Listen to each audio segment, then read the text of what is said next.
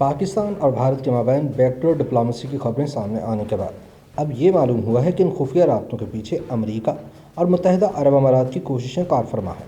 تاہم یہ اہم سوال اب بھی تجھنا ہے کہ آخر اپوزیشن رہنماؤں کو مودی کا یار قرار دینے والے وزیر اعظم عمران خان کی حکومت انڈیا کے ساتھ کیوں اور کیا بات چیت کر رہی ہے، اور اس حوالے سے ثالثی کروانے والوں کا اصل ایجنڈا کیا ہے۔ انڈیا اور پاکستان کے تعلقات میں اونچ نیچ تو چلتی رہتی ہے، لیکن گزشتہ چند ہفتوں میں جو ہوا ہے وہ سیاسی تجزیہ کاروں اور عالمی امور کے ماہرین کی سمجھ سے باہر ہے۔ فروری کے آخری ہفتے میں ایک دن اچانک دونوں ملکوں کی افواج نے یہ اعلان کیا کہ وہ سن 2003 کے کنٹرول لائن سیز فائر یا جنگ بندی کے معاہدے پر سختی سے عمل کریں گے۔ لیکن سوال یہ ہے کہ گزشتہ چند مہینوں میں کیا بدلا ہے؟ نہ تو کشمیر میں حالات میں کوئی گراں قدر تبدیلی آئی ہے اور نہ ہی نئی دہلی یا اسلام آباد میں حکومت بدلی ہے۔ نئی حکومتیں آتی ہیں تو وہ کچھ دنوں تک امن اور دوستی کی باتیں کرتی ہیں، اور پھر انہیں احساس ہوتا ہے کہ کام اتنا آسان نہیں ہے جتنا باہر سے لگتا ہے۔ ایسے ہی کئی سوالات ذہن میں ابھرتے ہیں، جیسے اصل میں پردے کے پیچھے ہو کیا رہا ہے، کون کس سے بات کر رہا ہے اور کہاں۔ انڈیا اور پاکستان کے میڈیا کو مہینوں تک اس کی خبر کیوں نہیں ہوئی۔ سوال یہ بھی ہے کہ کیا واقعی انڈیا کے قومی سلامتی کے مشیر نے پاکستانی فوج کے سربراہ سے براہ راست بات کی ہے، جیسا کہ کچھ انڈین اخبارات قیاس آرائی کر رہے ہیں۔ سوال یہ بھی ہے کہ کیا پاکستانی فوج کے سربراہ نے جب سب کی طرف دوستی کا ہاتھ بڑھانے کی بات کی تھی تو وہ اس بات کا اشارہ تھا کہ یہ ہاتھ پہلے ہی بڑھایا جا چکا ہے اور ملایا بھی جا چکا ہے۔ یہ سوال بھی تجھنا ہے کہ اگر واقعی کوئی پاک بھارت بیک چینل ڈپلومیسی جاری ہے تو اس میں کون کون لوگ شامل ہیں اور یہ بات چیت کہاں اور کب سے ہو رہی ہے۔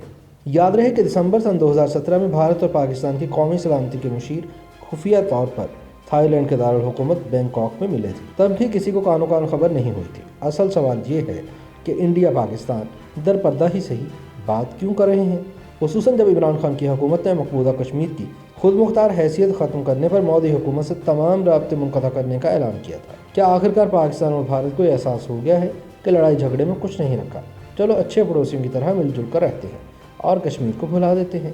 یا پھر کوئی ہے جس کی دونوں عزت کرتے ہیں اور اس کی بات کو ٹال نہیں سکتے، جس نے دونوں ممالک کو سمجھایا کہ جھگڑا چھوڑو اور تعلقات استوار کرنے کی کوشش اور کر کے دیکھو، ہو سکتا ہے کہ اس مرتبہ بات بن جائے۔ پاکستان اور بھارت کے مابین بیک ڈور ڈپلومیسی کروانے کے پیچھے موجود دو ملکوں کا ذکر کیا جا رہا ہے۔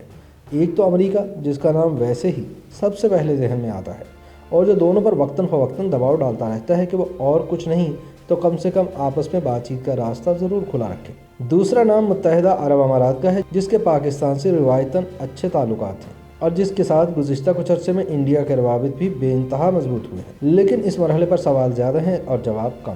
کچھ تجزیہ ہے لیکن زیادہ تر قیاس آرائی ہے۔ جو کچھ ہو رہا ہے اس میں چاہے امریکہ نے پہل کی ہو یا متحدہ عرب امارات نے، لیکن دونوں افواج کی جانب سے جاری کیے جانے والے بیان سے لگتا ہے کہ اس مرتبہ فریقین کافی سنجیدہ کوششیں کرنا چاہتے ہیں۔ اچانک اس طرح کا بیان جاری ہونا اور اس میں کشمیر اور دہشت گردی کا ذکر نہ ہونا انتہائی غیر معمولی پیش رفت ہے، ورنہ اتنی کشیدگی کے ماحول میں ایک دوسرے کا خدشات دور کرنے کا عہد کیا جا رہا ہو تو لگتا ہے کہ غلطی سے کوئی پرانا بیان تو جاری نہیں ہو گیا۔ جنوبی ایشیا کی موجودہ صورتحال کے حوالے سے جو بنیادی سوالات ذہن میں آتے ہیں ان میں سر فہرست تو یہ ہے کہ چین نے لداخ کے ان علاقوں میں اچانک دراندازی کیوں کی جن پر انڈیا بھی اپنا دعویٰ کرتا ہے۔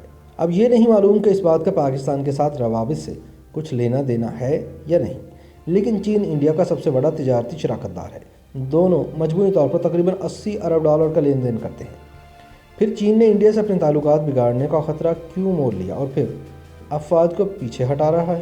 چین اور انڈیا کے درمیان کشیدگی اچانک کافی کم ہو گئی ہے، تو پہلا سوال یہ ہے کہ چین کی فوج آگے کیوں آئی اور پھر اچانک واپس کیوں چلی گئی؟ دوسرا اہم سوال یہ ہے کہ جب چین اور انڈیا کے تعلقات اتنے کشیدہ ہو گئے تھے کہ جنگ کی نوبت آ گئی تھی اور انڈیا اگلے محاذوں پر بھاری نفری تعینات کر رہا تھا، تو پاکستان کی جانب سے فائدہ اٹھانے کی کوشش کیوں نہیں کی گئی؟ کہا جاتا ہے کہ پاکستانی فوج کے لیے اچھا موقع تھا کہ وہ بھی لائن آف کنٹرول پر اپنی جانب سے کارروائی تیز کرتا، لیکن ایسا نہیں کیا گیا۔ بعد میں انڈین فوج کے سربراہ نے ایک انٹرویو میں کہا کہ چین کے ساتھ محاذ آرائی کے دوران بظاہر چین اور پاکستان ایک دوسرے کی مدد نہیں کر رہے تھے۔ عالمی امور کے ماہرین یہ نقطہ اٹھاتے ہیں کہ بھارت کا پہلے چین کے ساتھ معاہدہ ہوا اور اس کے فوراً بعد پاکستان کے ساتھ۔ کیا دونوں واقعات کا آپس میں واقعی کوئی تعلق تھا؟ کیا واقعی جو بائیڈن کے نئے امریکی صدر منتخب ہونے کا اس پیش رفت سے کوئی تعلق ہے؟ اور اگر ایسا ہے تو کیا انڈیا کو لگتا ہے کہ صدر جو بائیڈن کے دور میں چین کے تئیں امریکہ کی پالیسی اب بدلے گی؟ اس لیے اسے بھی اب اپنی حکمت عملی بدلنی چاہیے۔ سوال یہ بھی ہے کہ کیا واقعی متحدہ عرب امارات کی بات میں اتنا وزن ہے کہ وہ انڈیا اور پاکستان کو بات چیت دوبارہ شروع کرنے پر مائل کر سکتا ہے؟ سن 2016 کی سرجیکل سٹرائکس اور پھر 2 سال پہلے ایک دوسرے کی حدود میں فضائی حملوں کے بعد اگر بھارت اور پاکستان پھر بیٹھ کر بات کرتے ہیں تو یہ غیر معمولی پیش رفت ہوگی۔ دونوں ممالک کے سرکاری اہلکاروں کا انداز بدل چکا ہے۔